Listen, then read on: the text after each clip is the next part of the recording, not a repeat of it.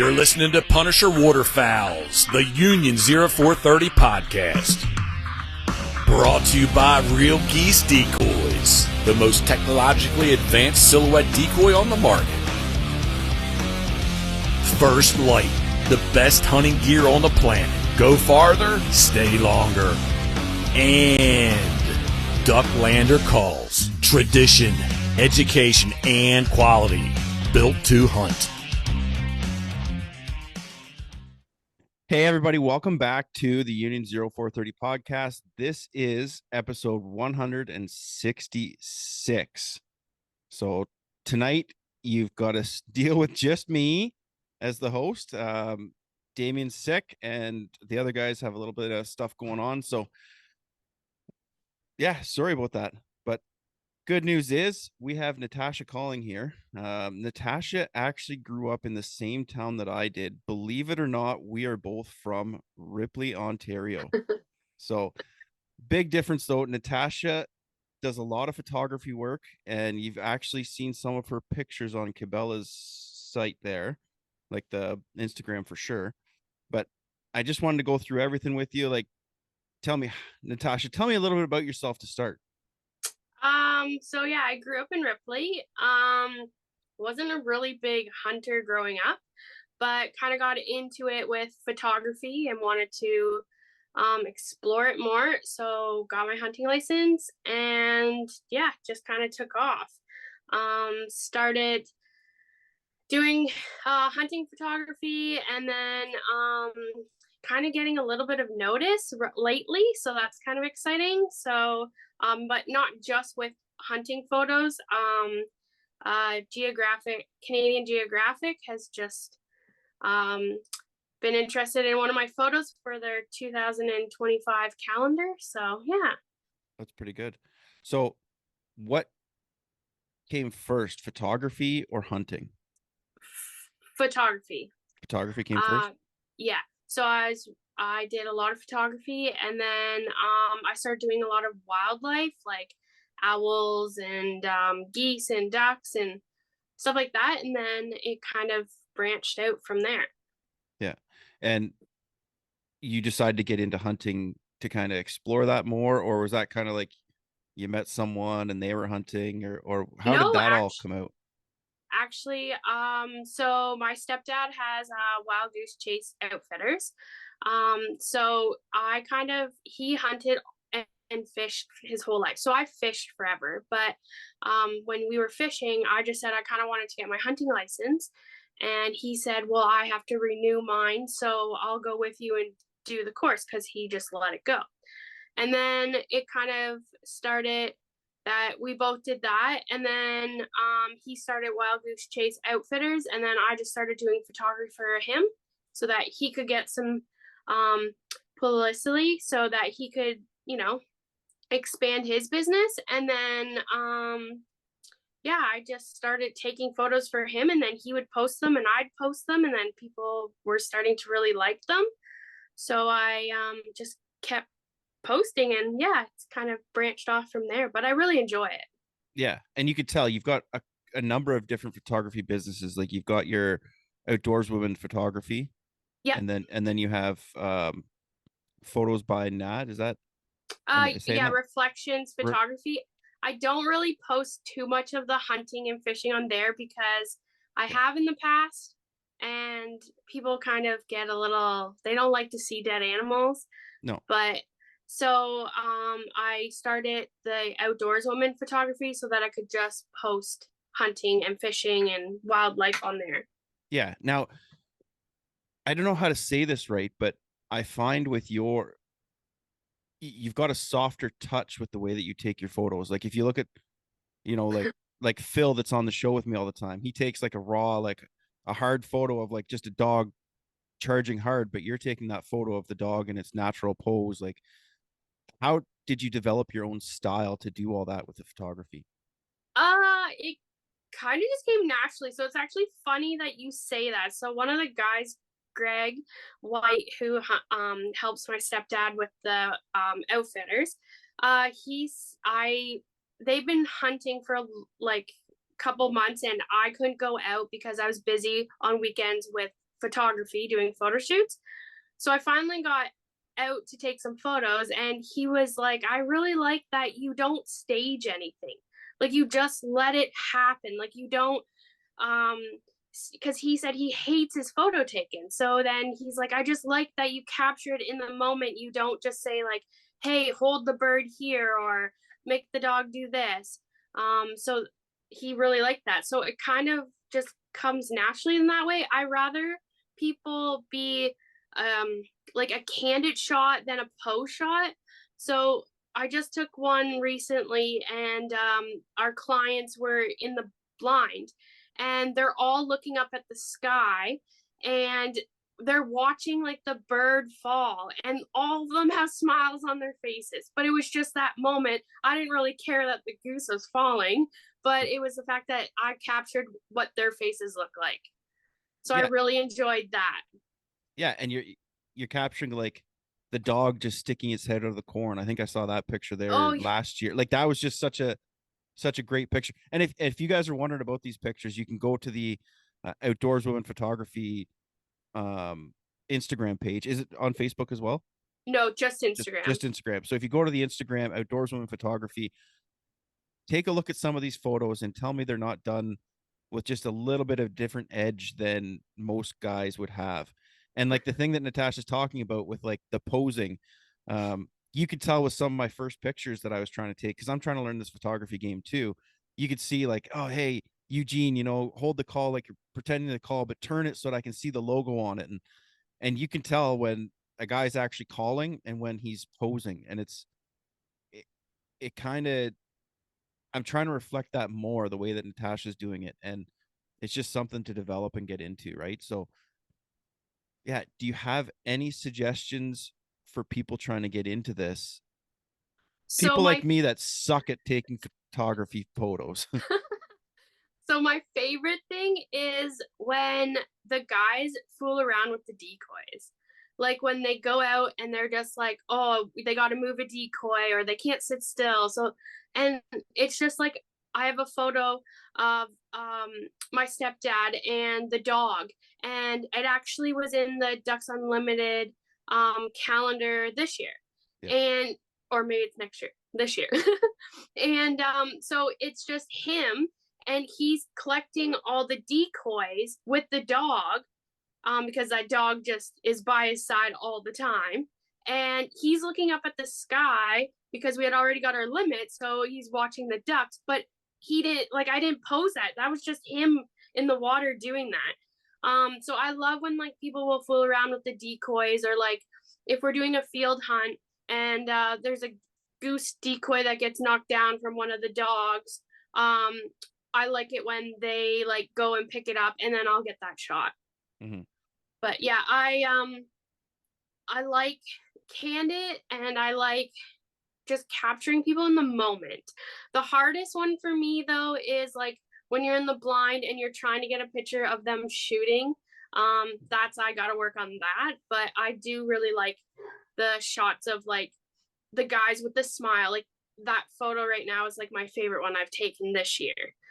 Because they all were smiling and they're all watching the bird come flying down. And yeah, I really like that photo. Now, is that the one where there's three guys and it looks like two of them are kind of looking over at a bird, and then it looks like the other guy's kind of looking down at them laughing? Is that what's going on there? Like, yeah, it's just such a great, a lot of these people are taking like staged photos and stuff like you were saying, but then you've got this moment captured in time that we don't have.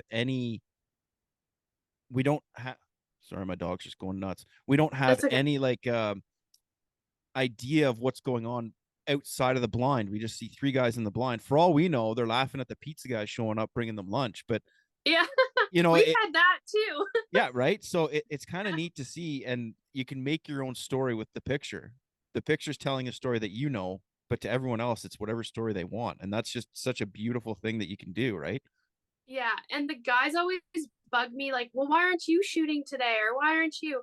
But to be honest, if I would have been shooting, I wouldn't have captured that moment. And like that moment for those guys, because they're paying attention to the birds, they're paying attention to what's happening. They're not sitting there being the photographer, right? Yeah. So I I mean, obviously I like shooting too, but I rather have the camera in my hands so that we have those moments that they can look back at and be like, oh yeah, that was when we went hunting and this happened. Yeah. So Exactly. Now, one of the big humbling things was the first time you and I met was you came by to pick up some DU calendars, and you're like, I'm like, oh, well, what camera are you using? You're like, oh, the Canon 6D. And I'm like, yeah. well, shit, your pictures are like 400,000 times better than mine. And I got the same camera. And then you upgrade your camera like a couple weeks later and you're posting like the exact same gear that I have. And I'm like, okay, it's not that I have shitty gear. It's that I'm just a No, shitty not at all. photographer. Yeah. No, Like, no. but But if you like were to buy a camera body, your glass is more important than the body. So pay the little extra and said like your kit lenses that you get with the camera aren't the best, but I mean they still work. But if you can spend a little bit more and get like if you were with Canon and got I don't know what the mirrorless is now, but when I had Canon, it was the L series lenses.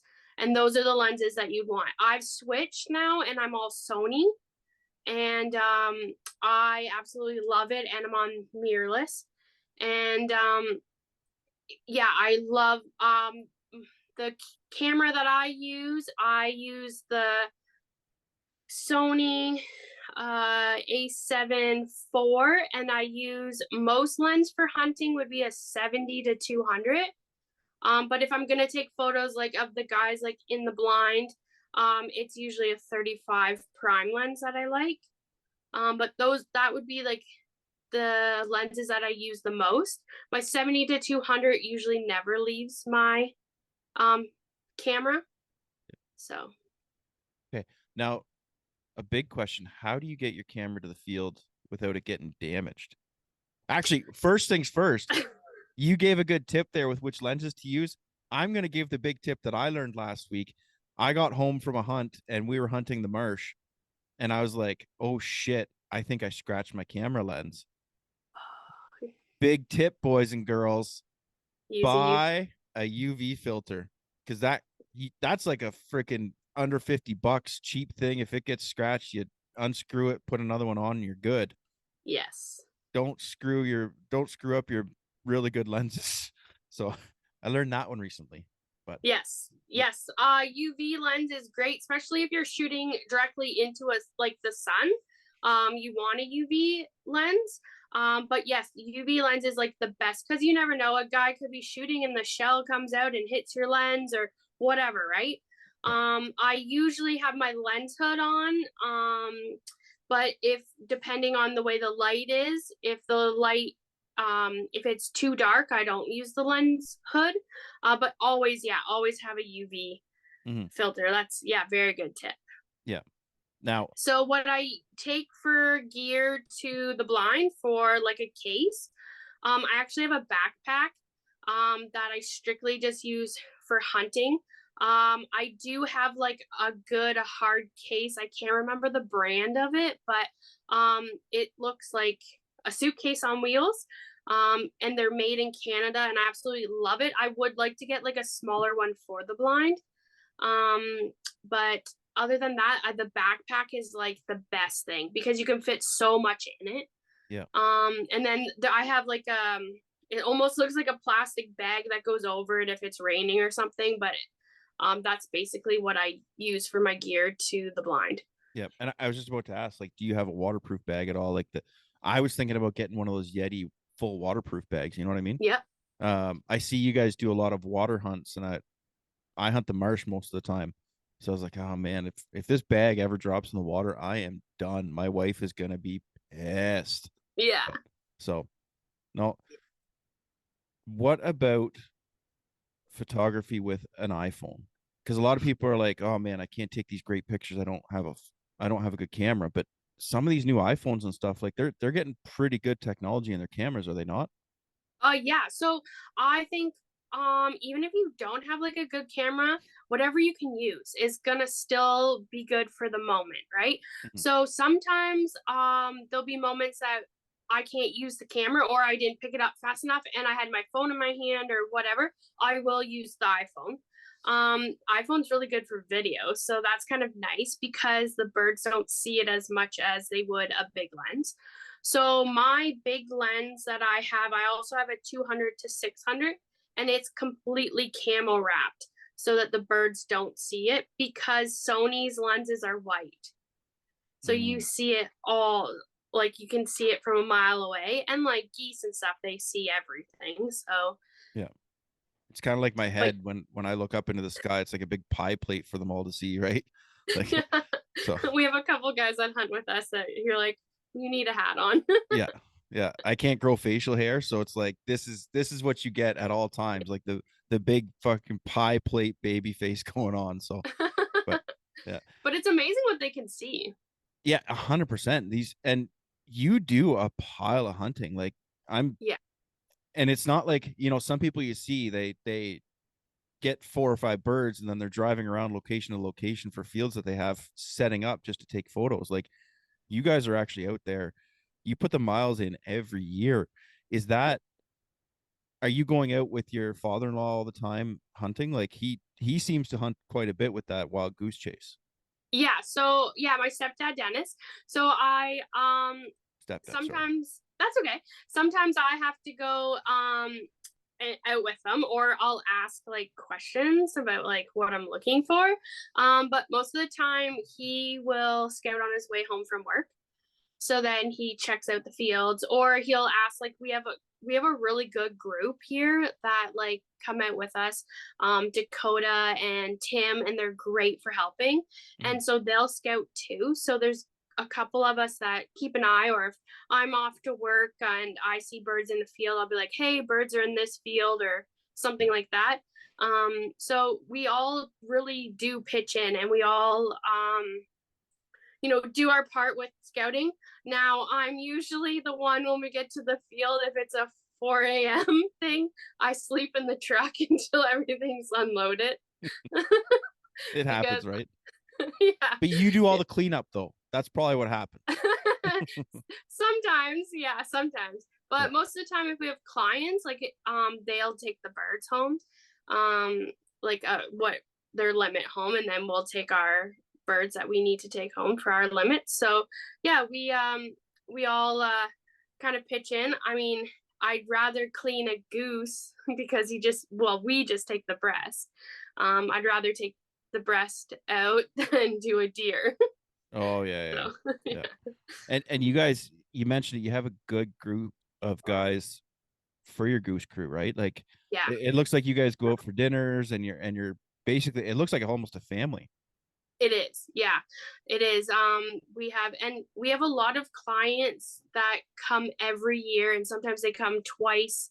And it's kind of nice because then they bring someone, and then we meet those people, and you build, like you said, it is like a family. Like it's totally like a family. I know, like last weekend we had a group come up from Niagara Falls. So my stepdad donated a hunt to this group of I don't know what the group was, but it was like kind of like hunters. And so those guys bid it on this gift card for a free hunt.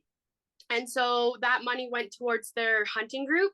And so they came down from Niagara Falls, and we knew the one guy that would organize this, and he was like, we had so much fun, and now they want to come back again in December and bring a whole bunch of other guys. So it's just builds and builds, and it's so nice because like we knew the original guy that asked for the gift, like asked if we would donate a hunt, and then he brought friends with him, and so then we got to meet those guys, and now we're going to meet more in December. So yeah, it is a family. Yeah, and that's, as you mentioned it there, like you guys are very open to bringing more people in. Like Yeah. I mentioned to you this year that I signed up for that Ducks Unlimited duck run thing, and I don't know how to run, and you're like, oh well, we're doing it in waders if you want to join us. And I was like, shit, then I can go slow and it doesn't have to be embarrassing for me, right? So yeah. Well, that's what we're gonna do. We're gonna do that next year. We're gonna have like the whole group of us, and we're gonna do like, I'm gonna video it, and everyone's gonna do because a couple of them were a little late to the party about doing it. So yeah, we'll probably do it in waders just for something fun. Yeah. Well, count me in for that because All right. yeah, that's a good reason. So Yeah. now, how did this goose group come together? Like we see a lot of other groups that, you know, just over the years they get together, or some of them are they grew up, went to high school together. You're from Ripley, but you're in Goderich. Like, are these Yeah. guys all from Goderich as well, or? Yeah, so actually it's funny because our neighbor, he's a mechanic, and he said this guy Dakota wants to hunt. And so we invited Dakota out for a hunt. And now Dakota is like full time working with my stepdad. And it kind of, that's just how it started. Like he scouts for him, he helps him out. And then if he can't come out, like, we have Tim, who also scouts and helps us, and he works with my stepdad Dennis. So yeah, we're all kind of local. Dakota only lives like a block away, so that's kind of nice. And then Tim just lives outside of town. So yeah, that's kind of how it all came apart. It was just knowing someone and then word of mouth, and yeah.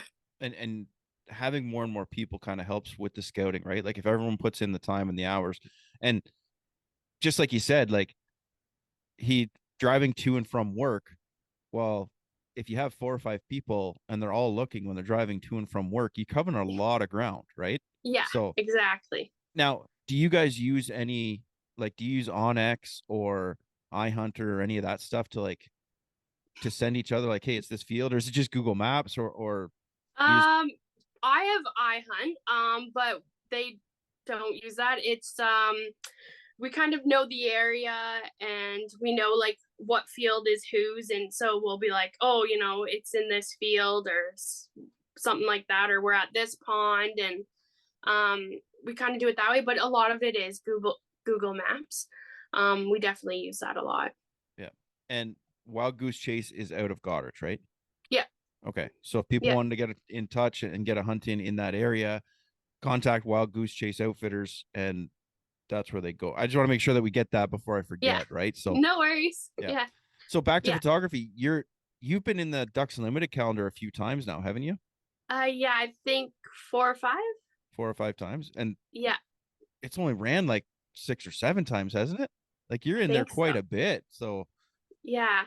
how do you ensure that you have a good shot for that? Like some advice that I was given for building my turkey calls and duck calls is always have your best call, put it to the side, and that's your competition call, and keep making new ones. And if you have one that you think beats that one, swap it out.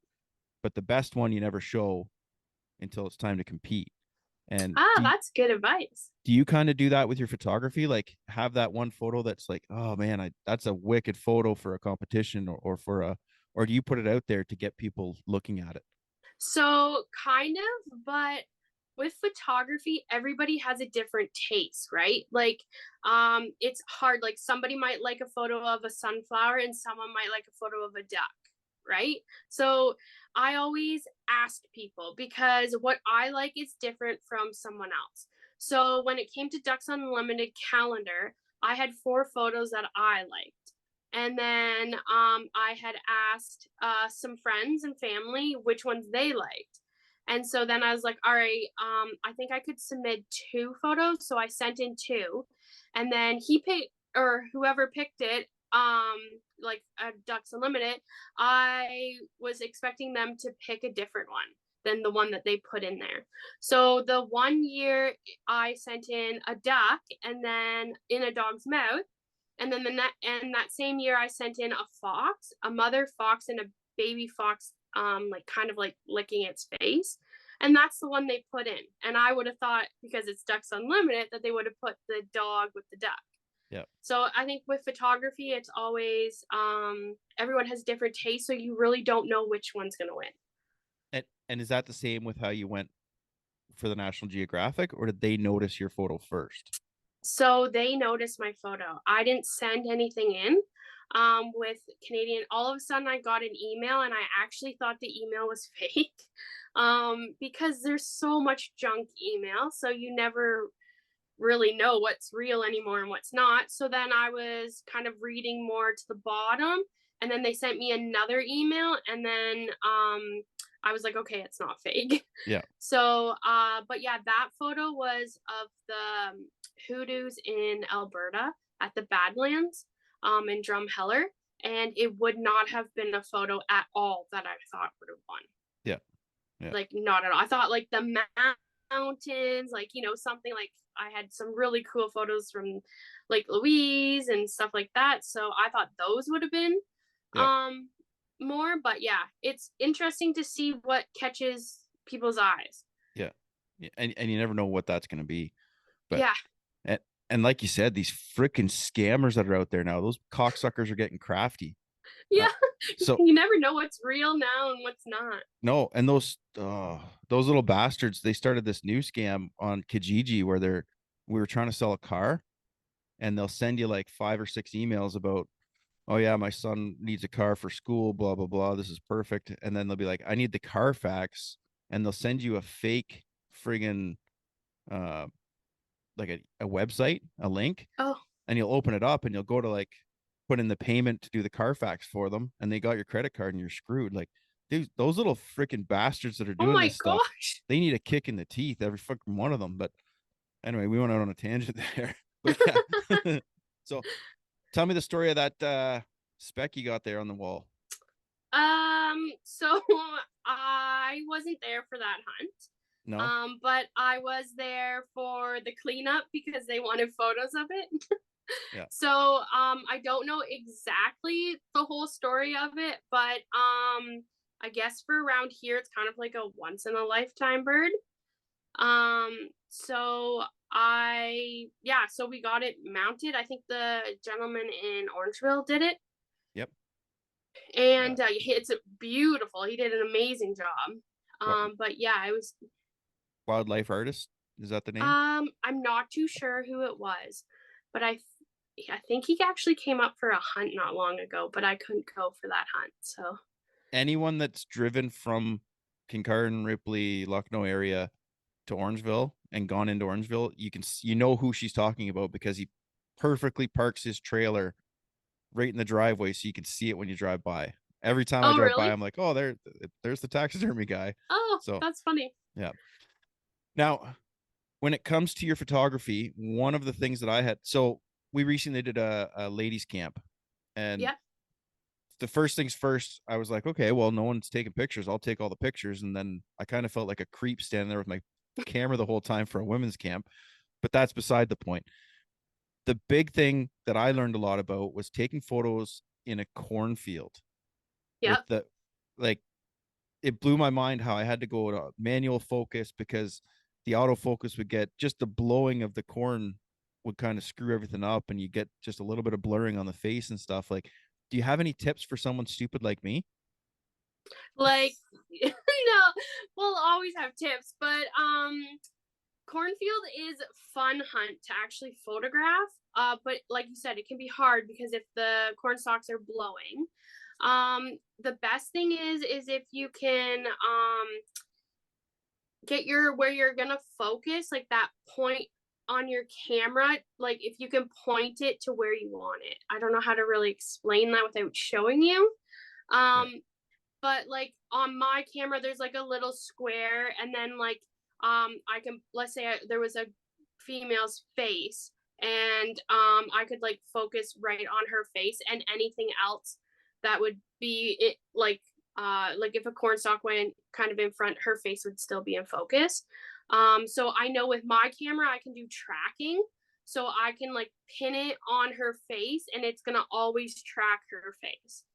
Gotcha. So I really like that feature on my camera. I have to still play around with it just because I went from Canon to Sony, so that's like a whole new way to learn. Yeah. But so far the Sony has been really easy to learn off of. That photo you talked about with Stella, our dog, looking through the cornfield, that one actually was in Cabela shared that one. Yeah. And that was so our dog Stella has to see, like she can, if you put her in the blind and she can't see out, like she freaks out. She hates it. She has to see where the birds are coming in. She has to watch. So that was her watching for the birds, which was really funny. And she usually sees things before we do. And she'll like do a little bark, and she's really smart that way. So Yeah. but with that photo, because she was sticking out further, it was easier to focus on her than it would be if you were back like 3 rows. Yeah. Good. Now, can you give a brief because there's 3 things that aren't going to change for cameras, right? You've got your shutter Yep. speed, you've Yep. got your ISO, Yep. and there's an aperture. Or is Yep. that your yeah? Did I get them right? Yeah. See, guys, any dummy can be a photographer. I actually watched a video before because I was like, oh, I can't sound like an idiot coming on this show. Like Phil couldn't make it, and I was like, oh, those two will just geek out on camera stuff, and I can learn a lot. But so now I'm just kind of like, okay, so you got those 3 things. Can you just give a brief overview on what they are and like where to start or what you're gonna do with them? Or So if you were using a Canon, you know how you have like the little dial that says like manual, AV, yep, and stuff. So if I were you, I would start with AV. That way you can play with still settings and you can see what you like. So you can still play with the ISO, and you can still play with the aperture. So if I was to take a picture of like those guys, for instance, that 3 guys in the blind, I was using a prime lens. So my prime lens can go down to 1.4. So that will let so much light in to make the photo better. So because it was darker that day, it will actually bring in more light. So their faces will be sharper. But also with that, you can also blur out stuff as well. So most people like about 2.8. So then that way they can still have a blurred background, and then they can focus on their focus point. So if it was, let's say, the dog, you can focus on the dog, and then the corn could be still blurred out. So I really like playing with, I don't like, if I was on a Canon, that's what I would use. And then that way it will also open you up to be able to use manual. Because once you use manual, like everything you have to set, right? Where with AV, you can still, the computer in the camera still sets up things, but yet you still have the access to change things. So you can brighten things, you can darken things. That's basically how I started. Was I played around with AV on my Canon, and then I went to manual. Yeah. And aperture, the 1.8, the 2 point, that was one that I was like, I figured the bigger the number, the more light you could let in. I did too. But it's the opposite. You want the lower numbers, right? Yes. Okay. And that's just basically like how open the actual like shutter is, right? Yeah. And then your ISO, that's your computer generated light, essentially. Yeah. So you want that number to be low as well, because the higher that is, the more shitty computer stuff. Except now we've got AI going on, which that's scary. You know, I heard a thing, and we're gonna test it right now. I'm gonna watch this video, but I heard if you say don't forget to like, comment, and subscribe, the YouTube AI actually puts a little thing on your video. Really? Wow. Apparently YouTube has an AI now. My daughter just had me read this. She plays that Fortnite, the video game Fortnite, and there's a new chat AI that if you say like certain words, it'll actually like ban you from chatting. But like, she's like, what does this mean? And I'm reading it, and I'm like, oh, so yeah, AI's taking over. That shit's scary. So it is scary. But yeah, anyway, the ISO number is actually like your computer generated light that it adds to it, right? Yeah. And then your shutter speed is how fast that shutter goes. Yeah, so I like to have my shutter speed at a pretty high when I am taking photos with the dogs. So sorry, when you say pretty high, do you mean like 1/20 or like 1/100? Because whenever people talk about a high shutter speed, I'm thinking like is it the bottom number you want a bigger, or is it just fat? Like that's the confusing one for me as well. My Yes. Oh, I like to try and keep it at 100. Yep. Because then everything is like nice and sharp. Now, if I was to like when I took a photo of Greg White's dog and he had the goose in his mouth with the band, I was 1/800. So that way it was a fast, like if the dog was to come out of the water, I'd still get like the water drops and like the dog wouldn't be all blurred out. He'd be clear. So I like to use that. That'd probably be my go-to if I was shooting with manual. Yeah. And what shutter speed do you use when you're shooting a person? Like 1/800 as well, or is it kind of? Yeah, I like to stay at that, but it depends too on the lighting, the day. Like most people think that you should do photos when it's beautiful and sunny, and it's totally not that. No. Like I'll have people that'll book a photo shoot, and then the day will come and they'll be like, "It's overcast. I don't want photos today." And I'll be like, "But this is your best day for photos because you can position the person anywhere." Yeah. Where if it was a really sunny day, they're squinting, the sun could be in their eyes, or if there's like a location that they want and it's like 11 o'clock that they have to do the photos. Well, if the sun is not in the right spot, it's not going to turn out very well. Yeah. But people don't understand that either. They think that the sun is the best, and it's not. Yeah. And I just learned that one too because we're looking at doing a few more YouTube videos for the channel here. And there was a guy I've been doing some research and studying, and one of the instructors for one of the courses I'm taking, he's like, I do not do a YouTube video between the hours of 10 and 3 because I don't want that sun straight up and down. I want to be able to control where that sun is. And basically if it's above you, you can't control it because it's always on you. But if it's on one side or the other, you can put your back wherever you want, right? Yeah. So that was kind of a new, I was like, what do you mean? Like, don't you want it like super bright and overhead instead everything is lit? But that was one of those rules that I learned that I was like, it took a minute to click in, but once he explained it, it really made sense. And there's a few more golden rules to photography, isn't there? Like the third rule and I don't know, leading lines and so I don't know any of them, and they're probably too in depth for me to get into here, but actually no, like so leading lines, so if you were taking a photo, because I know most people have seen a photo like this, and you have, when you're on the road, someone will take a photo of, let's say, a person standing on the yellow line in the middle, and then you obviously have the two white lines. So you want to make sure that when you take that photo that the lines lead up to the girl in the middle. So it's because your eye is going to be drawn to that.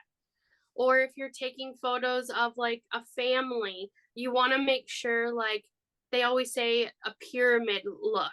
So people kind of, because if you have them just in a straight line, it's not going to look as good as if you had them in a bunch, but then their heads were all like kind of even but different, kind of like in a pyramid looking.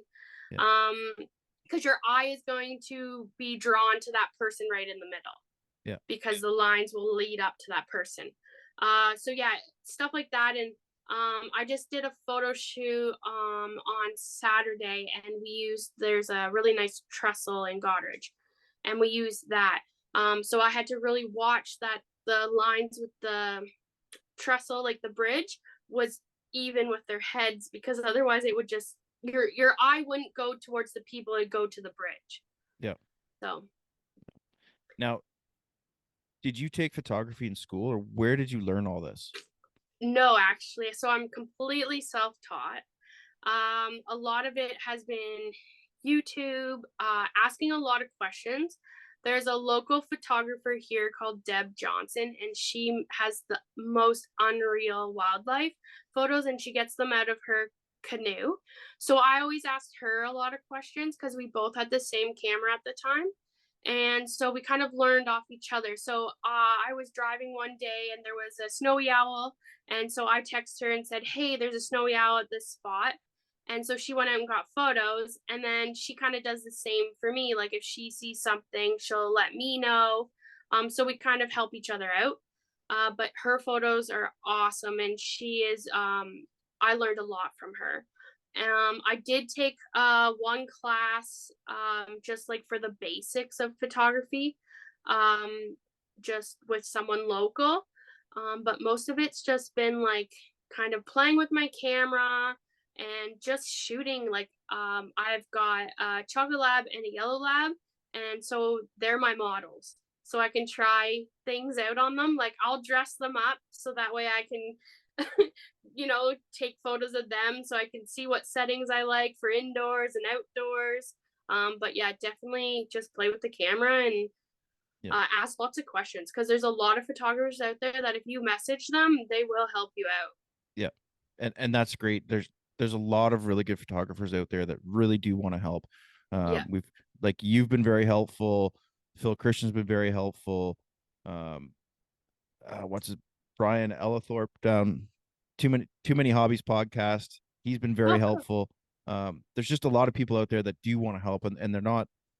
And just like you said, like I kind of regret not telling you about the two specs that were just in front of my house here last week, because I'm sure you probably would have shown up and like, where are they, right? But Yeah. it was a surprise to me, and I was like, I went from I need to take pictures of them to I need to scout where they're going because I need them, right? Yeah. And I kind of forgot Like about that the guy? everything. Yeah, like that guy there. I was like, we got to go find them, and then we're making plans, and then I got called into work, and then I was all angry, but it is what it is. So good It's point. I should funny probably you say that though, because there's a field that we've been watching and there's a snow goose on it.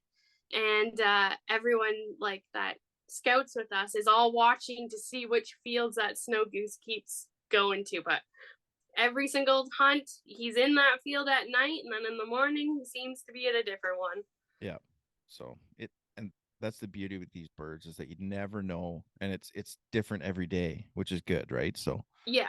but any tips for aspiring females getting into the hunting industry? Because it's really opened my eyes doing this ladies hunt that we did there a couple 2-3 weeks ago.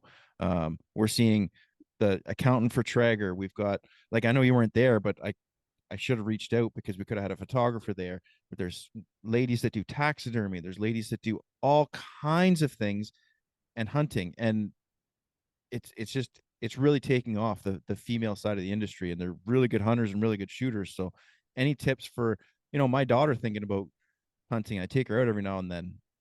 What would you say to someone like my daughter to get her into hunting? Go for it. Like I think it's awesome. I think it's my favorite thing is like when you're sitting, like if I was turkey hunting and you're sitting there and everything's quiet when you go into the bush, and then all of a sudden it's like a whole different world because it all wakes up.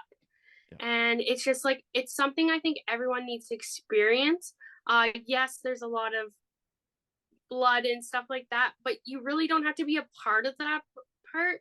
I mean, it's nice to know how to, let's say, breast a goose, and learn how to do that yourself, if you ever needed to. But then there's a lot of times where you don't have to. One of the guys will, or stuff like that. So if you're not sure because you might have a weak stomach, I think that you should still try it and get out there. And you get the best family and friends. Like you meet so many people. The things you learn, like it's not just like everyone thinks like, oh, you're a hunter and you just like showboat the birds or whatever. But it's not that at all. Like you get to harvest your own food. You get to see where the birds come from, because lately we've been getting quite a few bands, and it's kind of neat to get a band and see, like the band we got on the weekend, the bird was 15 years old and it came from Nunavut. And it's like, it's amazing to be able to track and see where that bird has come from. So you get to learn about that. You get to learn if it was a female, a male, or anything like that. So I definitely think like just get out there and try it, see what you like. Maybe waterfowl might not be what you like, but turkey hunting might be something. So make sure you try it all. That's probably, I know turkey hunting for me for a while wasn't my favorite thing to do, because every hunt, like a coyote would wreck it or somebody would walk into the field. But then once you actually sit there and like listen to nature and stuff, it's worth it.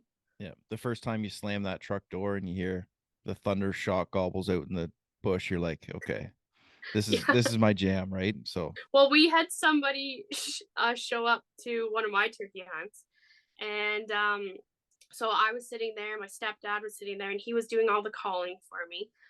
And ended up somebody drove in the field. I was like, "There's a pickup in the other side of the field," and it was a gentleman in a wheelchair, and we didn't know that he was coming out that day. So he was sitting there, and Tom and a Drake had come out, and he was calling, we were calling. Well, the birds were starting to go to him, and I was like, oh no. So then we did like a weird little gobble, and the big Tom turned around, and he just like came flying for our decoys, and then I shot him. And I was kind of, you felt bad for the guy over there, but then afterwards he stopped and talked, and he was like, I'm so glad you finally got one, because it seemed like every hunt somebody walked out or a coyote or something came. So it was nice to yeah. finally get some. And that's the neat part of the hunting too, is that like that's how I met Sean and Ethan. Oh yeah. Yeah, I met them, the Collings, right? Because Yeah. they hunted the property right beside where I was hunting.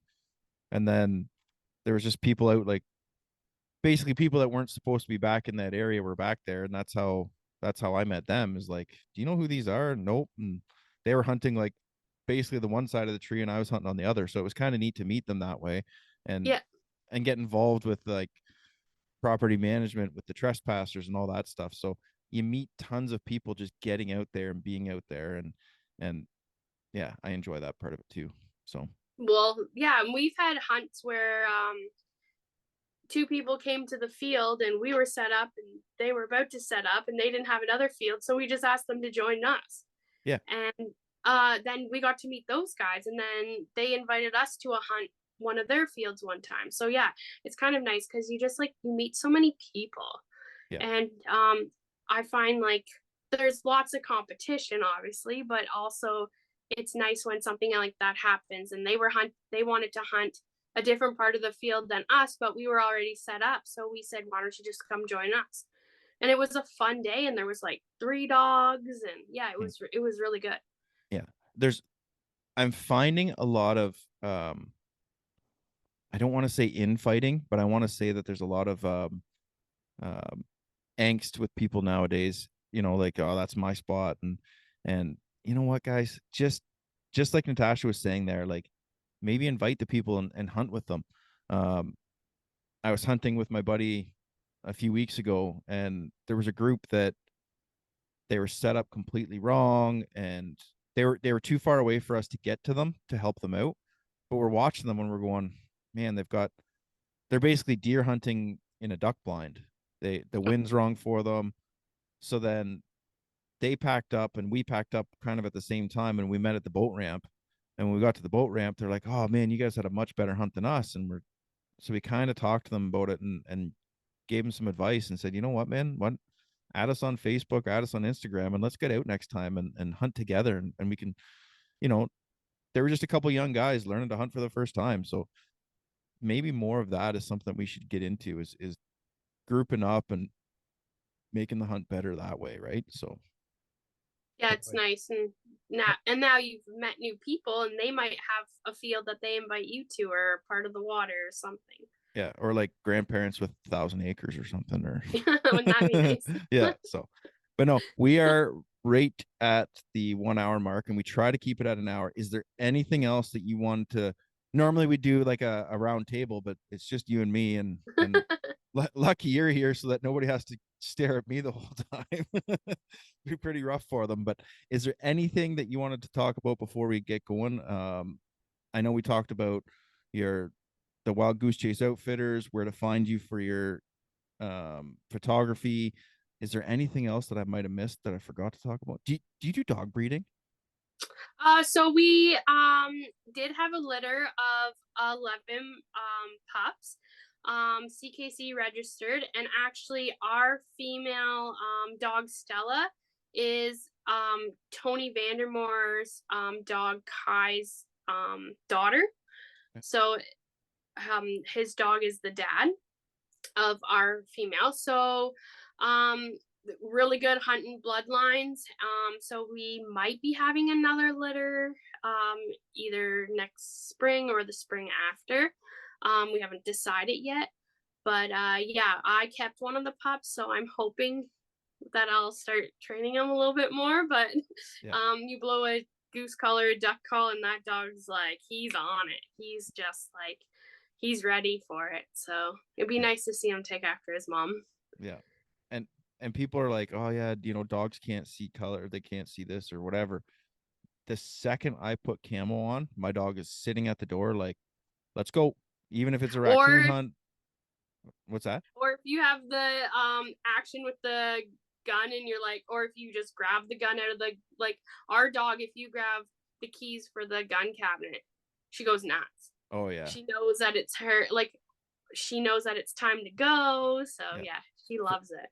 Yeah, for as simple as they seem to be, they know what they know, and they really know that stuff, and it's pretty amazing. Like, it's been such a great experience having a dog and training it, and I wish you guys the best with your dog. But yeah, like I was saying, was there anything else that we should have talked about? Like we talked about outdoors women photography.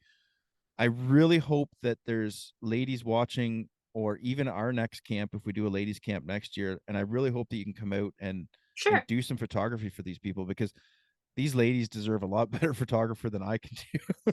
I'm sure you did fine. No, it was yeah, it's pretty crazy. Like, where do you guys do it? It's different every year. We try and make a different experience. We've got really good friends with Fair and Foul, and that's out of Renfrew. So he does one there. It's a big balancing act between we're trying to make it as affordable as possible, just to make sure that everyone has. We can't guarantee birds, but we can guarantee a good time, and that's kind of what our motto is like, we're going to give you guys the best experience possible. Birds are a bonus, right? So with that, we try to keep all the costs down as low as possible. This year for the ladies camp, we actually had Eugene Tendine, who was the he cooks for Traeger, and he came up and did some briskets, and oh man, I think it was 20 pounds heavier when I left, and it was and I was the retriever because my dog hurt itself before the trip. No. I was the retriever chasing all the birds, and I'm going, my God, I better eat a lot of brisket tonight. That's funny. So, but no, that is the 1 hour mark. I really appreciate you coming on. I really, a load of information about cameras, and we just scraped the surface with some of this information, and I'm glad you were here to explain it. Everybody, we are the Union 0430 podcast. You can find Natasha at Outdoors Women Photography on Instagram, or Reflections by Nat. Is that correct? Reflections Photography by Natasha, or Nat, Yeah, both on Instagram. I'm telling you, take a look at some of these pictures, compare them to some of the guys like my photos, Philly's photos, where it's got that guy's edge, and you can really see the beauty in the hunting. And I think that's where, as soon as I saw it and I saw that picture of the three guys, I was like, okay, we got to get her on and talk about photography, because that's pretty amazing. So don't forget, comment, like, subscribe. Let us know if there's anything you want to hear, talk about. We appreciate you listening. Surround yourselves with good people. Catch you next time.